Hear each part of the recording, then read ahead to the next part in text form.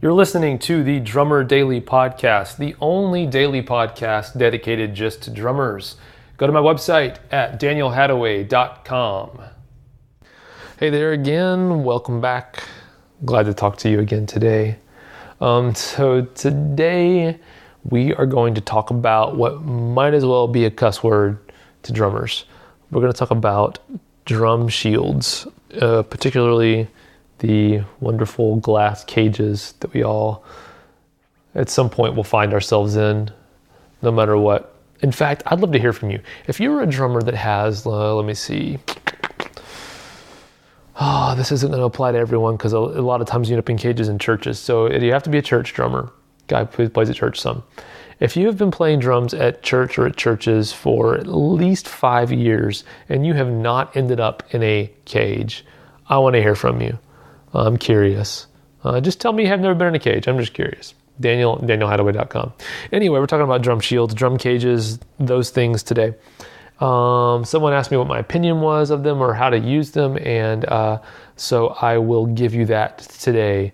If you don't have any care about what I think about drum shields or how to use that, then you can skip this episode because I'll be back tomorrow.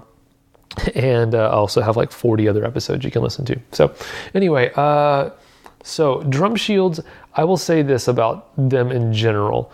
I'm not 100% against them, but I don't see them being used appropriately very often. I guess that's what I'll say. So my frustration with drum shields is not, I think a lot of drummers feel like it kind of separates you from the band, which is true. Now in this day and age, like I feel like most larger places, even the ones that use drum shields, they still use in-ear monitors, and so you kind of can make up for it as long as your drums sound okay through your ears.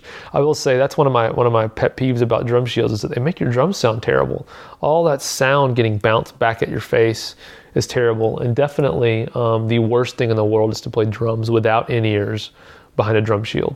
The drums just sound terrible back there, so I totally get that. But my perception about drum shields is this: in most rooms, I'm gonna get in trouble because someone's gonna tell me I'm wrong, but it's okay. I'm used to that. I'm old enough now. I get told I'm wrong all the time. My perception is that in most rooms that drum shields get put into, the drum shield isn't actually helping at all. It actually isn't making the drums any quieter. They'll put the drums will be backed up to a brick wall, and then they'll put a glass shield in front of it, and all the sound just bounces out off the brick wall and out of the top of the drum shield. They put a lid on it, and then it's like, at that point, you're just teaching the drummer to hit as hard as he wants and never worry about dynamics or anything like that. Anyway, I just don't, a lot of times I feel like they get used to make the drums quieter to people in the room. And honestly, I feel like any drummer should be able to play quietly. It's a different art, but it's not like the only way to play drums is to bash that out. I actually know someone who doesn't understand that there are different ways to play the drums. He thinks that playing drums is playing drums is playing drums, and coincidentally, or maybe not, the way he plays drums is extremely loud all the time. So, interesting side note. Anyway, I feel like to put drums behind a shield is a way of the sound man maybe saying, hey, there's just no way for your drums to be quiet, and you're not playing quiet enough if you're a drummer. Now, I will also say that I understand that most of us are in a situation where they don't put the drum shield up in response to my playing. The drum shield's already there, and I walk into a situation and have to kind of use what's already there. So there's that. But I like taking this approach. If you find yourself behind a drum shield and you're concerned about, honestly, if drums aren't coming through the PA, coming through the speakers and mixed right, when they're behind a shield, the drums just sound terrible. They just sound bad. It's a lot easier for drums to sound good, even if they're not being mixed properly, if they're not behind a shield. So I feel like a lot of times when I go to churches with the drum shield as well, or go to places with the drum shields, the drums are as a result, not actually being mixed in to an appropriate volume with the rest of the music. So the drum shield is not only, it's keeping the drums from being too loud, but it's actually messing with the mix, making the music sound bad. So I've had conversations with sound guys before where I'll go to them and say, hey, I'm cool with leaving this drum shield up. I'm not going to complain about it, but I'm going to play very quietly behind this drum shield. And I am going to trust you to mix these drums up in the mix the way they should be mixed. Normal music should have drums up pretty hot in the mix. I'm going to trust you to do that. And I'm going to play quietly. Now, if you see how quiet I'm playing, you want to take this drum shield down, that'd be great. But I'm not. I'm going to play quiet either way, and I'm going to trust you. I'm going to do my job, and so you can do your job. And that's kind of like, by the way, that's when I play. I've had a few questions about this as well. When I've been touring with All Sons and Daughters on this last tour, we're playing larger rooms, and I still play pretty darn quiet. And the reason why is that I want to give Seth, our sound guy, every chance he can have to mix it. He knows what he's doing mixing. He knows what he's a drummer too, so he puts the drums in the mix where they need to go. He understands how it sits, but he also mixes records and produces records, so he understands how to make drums sound good. And so I want to give him every opportunity to do what he does with the drums, to do his job, basically. My job as a drummer is not to make sure that what I do is heard. My job as a drummer is to play the music. And the sound man's job is to make sure everything is heard.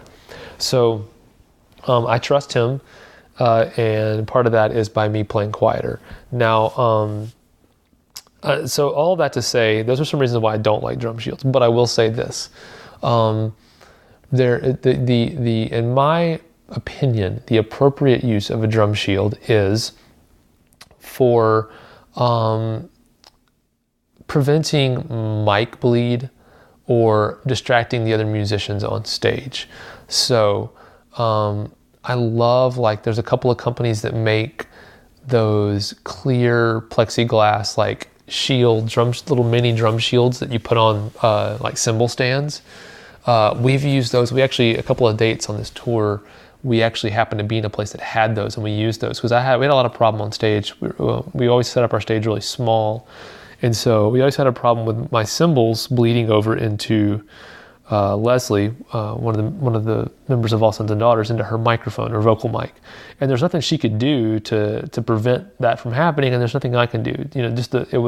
Even at the quietest volume, it was too much for her, and it was a struggle we had. Also, I was set up right behind David, who played keys, and so he was sitting almost right in front of me, and I had my cymbals going right into his vocal mic, into his ear monitors, and so it just, and also, of course, the other person on stage was cellist Kara, and she has a mic on her cello along with a DI, and the same thing, the drums bleed into the cello mic, and to her and to all of us, I think the mic on the cello was a better of the two as far as that and the DI.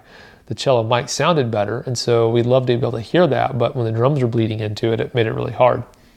So anyway, what I like using drum shields for is to prevent bleed into other microphones on stage, not to make the drums quieter in the room.